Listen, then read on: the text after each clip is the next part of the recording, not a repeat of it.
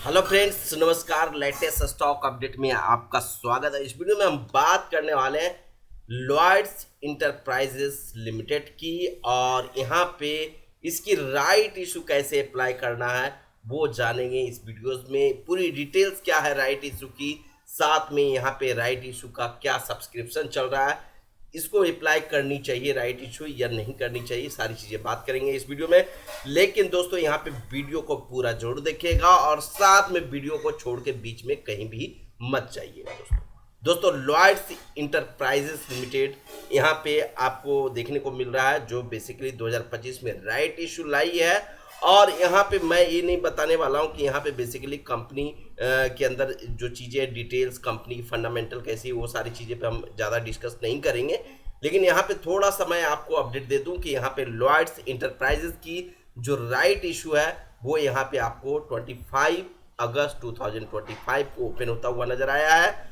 2 सितंबर का last date अगर आप देखिएगा तो जो राइट इशू सेल करने की तिथि है 2 सितंबर लास्ट डेट है, और इशू क्लोज हो जाएगा यहाँ पे 8 सितंबर 2025 को। दोस्तों लॉयड्स इंटरप्राइजेस लिमिटेड की कंपनी है, 992 करोड़ 26 लाख का यहाँ पे इशू साइज रखा गया है। 39 रुपये पर शेयर के हिसाब से इशू प्राइस है, 1 रुपया इसका फेस वैल्यू है। और यहाँ पे अगर आप देखें एक राइट इशू दे रही every 5 fully paid up equity share held, यानी मतलब 5 शेयर अगर आपके पास है तो 1 शेयर कंपनी आपको राइट इशू अप्लाई करने के लिए दे रही है। तो ये तो एक तरह से शॉर्ट में हम चीजें आपको बता दिया हूं, लेकिन अब हम चलते हैं, बात करते हैं डिटेल्स पे, जानकारी आपके साथ साझा करते हैं। और उससे पहले मैं दोस्तों आपसे रिक्वेस्ट करूंगा कि यहाँ पे वीडियो को अधिक से अधिक लाइक करें और साथ में आप चैनल को सब्सक्राइब करके जरूर चलिएगा। दोस्तों मैं यहाँ पे सेबी रजिस्टर्ड एडवाइजर नहीं हूँ, तो यहाँ पे मैं किसी भी प्रकार के स्टॉक में इन्वेस्टमेंट रिकमेंडेशन नहीं देता हूँ, इस चीज का बिल्कुल आप ध्यान रखें। लेकिन इतना भी जरूर ध्यान रखिएगा कि वीडियो को बीच में नहीं छोड़ना है दोस्तों, तभी आपको पूर्ण जानकारी मिल पाएगा। दोस्तों लॉयड्स इंटरप्राइजेस लिमिटेड अगर आप देखें तो यहाँ पे 28 रुपया यहाँ पे आपको 52 पैसा पे ट्रेड को होता हुआ नजर आ रहा है। आज के डेट में इस स्टॉक में तेजी है। जो लोग अगर आप देखें यहाँ पे राइट इशू को सेल करना चाहते हैं वो यहाँ पे राइट इशू आज की डेट में सेल कर सकते हैं, क्योंकि यहाँ पे अपर सर्किट एक तरह से कर सकते हैं, तेजी है तो यहाँ पे इजिली से सेल हो जाएगा। दोस्तों यहाँ पे राइट इशू की अगर हम बात कर रहे हैं तो राइट इशू यहाँ पे सब्सक्रिप्शन कितना हुआ है, अगर आप यहाँ पे अगर आप देखें तो सब्सक्रिप्शन कितना हुआ है, प्रीवियस सेशन में कितना सब्सक्राइब आपको देखने को मिला है। तो यहाँ पे आप देख सकते हैं बीट क्वांटिटी एनएससी और बीएससी पे दोनों जगह पे आपको बीट क्वांटिटी यहाँ पे 26,73,293 करोड़, यहाँ सॉरी 26,73,293 का है, यहाँ पे 8,11,960 का है। साथ में अगर आप देखें टोटल बीट क्वांटिटी 34,85,253 का है, और यहाँ पे 0.01x का यहाँ पे सब्सक्रिप्शन एक दिन में मिल चुका है। दोस्तों अगर हम देखें यहाँ पे तो राइट इशू अप्लाई करने के क्या तरीके हो सकते हैं। राइट इशू अप्लाई करने के ऑफलाइन ऑनलाइन दोनों तरीके होते हैं। और ऑफलाइन में अगर आप देखें तो यहाँ पे ऑफलाइन में क्या है, यहाँ पे अगर आप देखें एप्लीकेशन फॉर्म यूआरएल, तो यहाँ पे मैं इसको ओपन कर ले रहा हूँ थोड़ा सा, तो आपको चीज़ें थोड़ा सा क्लियर हो पाएगा। यहाँ पे अगर आप देखें लॉयड्स इंटरप्राइजेस का इस तरह के आपको कुछ एप्लीकेशन आपके पास मिला होगा पहले भी, और यहाँ पे ये पूरी डिटेल्स इसमें दिया गया है जो कंपनी बेसिकली कर रही है। दूसरा एक और फॉर्म होता है यहाँ पे, अगर आप देखोगे यहाँ पे तो लेटर ऑफ ऑफर यूआरएल, ये भी आपको मेल पे मिला होगा। इसके जरिए आप क्या काम कर सकते हैं, राइट इशू अप्लाई कर सकते हैं। ये फॉर्म आपको इस तरीके से कुछ भरना होगा, और यहाँ पे फॉर्म में आपको ये पूरी डिटेल्स डालनी होगी अपनी, और डिटेल्स डालने के बाद नियरेस्ट कैनरा बैंक में जाके आपको सबमिट करना होगा।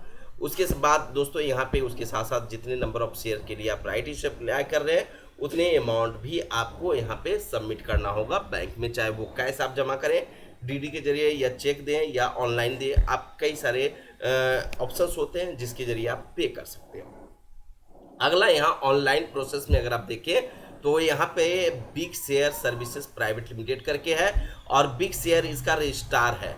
इस कंपनी का रजिस्ट्रार अगर आप देखेंगे तो बिग शेयर है। तो बिग शेयर जैसे यहाँ पे बिग शेयर सर्च करेंगे तो बिग शेयर राइट इशू आपको देखने को मिलेगा, और यहाँ पे पहला वाला ऑप्शन पे आप क्लिक करके यहाँ पे आप देख सकते हैं कि ये राइट इशू का ऑप्शन में यहाँ पे आ रहा होगा।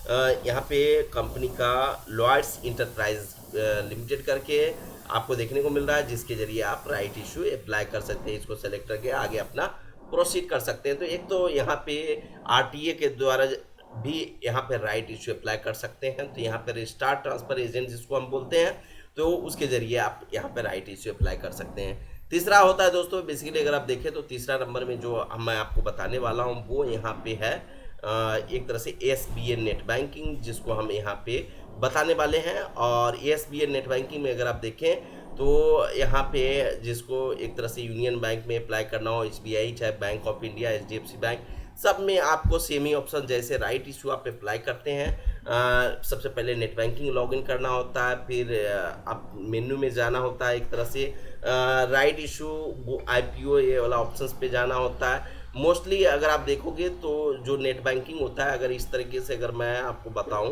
तो ज़्यादा चीज़ें थोड़ा समझ में आएगा। मैं यहाँ पे थोड़ा सा ये अपडेट कर देता हूँ जिससे कि आपको क्लियर हो पाए। यहाँ पे अगर आप देखेंगे तो यहाँ पे आपको रिटेल बैंकिंग सारे बैंक के अंदर आपको देखने को मिल जाएगा, कॉर्पोरेट लॉगिन और रिटेल लॉगिन। तो आपको रिटेल लॉगिन पे क्लिक करना है। रिटेल लॉगिन पे क्लिक करने के बाद यूज़र आईडी पासवर्ड आपको डालना होगा।